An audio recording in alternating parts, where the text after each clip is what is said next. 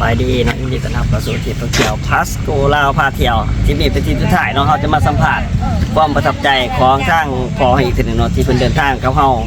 มาตั้งแต่วันที่30จนมาถึงมื้อวันที่1เนาะสวัสดีพ่อสวัสดีเอาจะถามความประทับใจแบบนั้นเนี่ยไปเที่ยวสถานที่ได้เนี่ยตั้งแต่มื้อวันที่30เป็นของที่1มื้อสุดท้ายวันนี้ถือว่าประทับใจหลายในเบื้องอาณาต้นแม่นถือว่าพวกเฮากาเกียมมาแต่บ้านแต่เสาเนาะมาฮอดช่องเม็กและกาแจ้งด่านช่องเม็กนี่ใบพาสปอร์ตเนาะคือก็ทางงานเจ้าหน้าที่อนุญาตเข้ามาข้ามด่านแล้วเรียบร้อยแล้วก็ขึ้นรถเนาะขึ้นรถตู้ทางงานบริษัททีมงานครูอาจารย์เนาะของงานหน่วยงานของบริษัทพัสกูลาวเฮาเนาะจะเอาชาวสวนเฮาคือพอนี้เนาะได้มาฮอดนี่ภูมิใจหลายดีใจไปเห็นตามวาระของเพิ่นทางบริษัทจะช่วยไปทำบุญไปทำบุญทำกุศลถือว่านำประเทศไทยเฮาเนาะที่มีบริษัทไหลปุ๋ยที่สกัดอยู่ว่าจังซั่นแล้วก็ส่งลาวเฮาโดยปกติแล้วทั้งพอเนี่ยเคยไปเที่ยวกับบริษัทอื่นมาก่อนบ่ทั้งพ่อนี่ก็บ่เคยเนาะในเบื้องอดีตเบื้องหลังผ่านมานี่ทั้งบริษัทอื่นเขาก็บ่ได้ส่งเสริมคือบริษัทพัสดุลาวนี้โดยส่วนหลายมีแต่สื่อของมาเอาไปน้ำใสซื้อเนาะมีแต่ซื้อปุ๋ยอยู่แพงเฮาอยู่ปากเซ่อยู่ปากซองก็บ่ได้ไป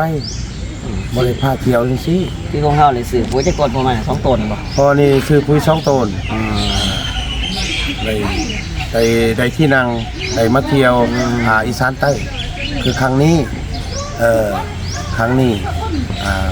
คือว่าครั้งแรกว่าจังซะที่เฮาเดินทางมานี่พอจื้อหรือบ่เฮาไปจังหวัดสถานที่เลยพอนี่ขออนุญาตนำบ่อยู่และลูกหลานทั้งนั้นไปหลายโพดเลยยังบ่จื้อเลยก็คือยังมีอีกเนาะหลายสถานที่ที่เดินทางจากมื้อนี้เป็นมื้อสุดท้ายจะทำให้เฮากลับโดยมื้อนี้เป็นมื้อที่กลับไปที่ไปอีกจัก2สถานที่บ่ได้ประมาณนั้นแหละจะพาเดินทางไปเพื่อเป็นทริปแบบเที่ยวแบบชื่นใจเนาะก็คือเฮามาเที่ยวกับทางบริษัทคือของก่อนก็คือ3-4 บอนเนาะโดย3-4 บอนไปก็คือเป็นทริปที่ทั้งพอเราบอกแล้วก็คือเป็นที่เคยท่องเที่ยวจากที่ซื้อสินค้าจากบริษัทอื่นก็บ่เคยมาเที่ยวเนาะบ่เคยมาเที่ยวคือซื้อกับเฮา2ต้นก็เลยนำพาเที่ยวแบบชื่นใจเลยซื้อกับบริษัทพัสดุ2ต้นก็ได้นำมาเที่ยวเนาะก็คือเป็นความรู้สึกดีจากทางสมาชิกของเฮาเนาะที่อยู่บ้านน้องหินขาวพอจะฝากยังบอกกับลูกหลานบ่ที่เห็นคลิปนี่อยากแนะนำมาเที่ยวจะได้บ่แต่ว่าขอฝากถึงพ่อแม่เนาะญาติพี่น้องทั้งภายในบ้านเนาะให้มีการกระตุกสุกยู่ลูกหลานหรือว่าขอเชิญชวนลูกหลานไปร่วมนำบริษัทนี่เนาะไปพาไปท่องเที่ยวจะได้ความรู้หลายอันหลายแนวเนาะไปพัฒนาเศรษฐกิจครอบครัวของเฮาเนาะและก็รู้เกี่ยวกับการซื้อปุ๋ยตัวนี้เฮ็ดให้พวกเฮาได้คืนกำไรเนาะเฮาได้ไปเที่ยวแล้วปุ๋ยเฮาก็ได้ใส่สวนกาแฟ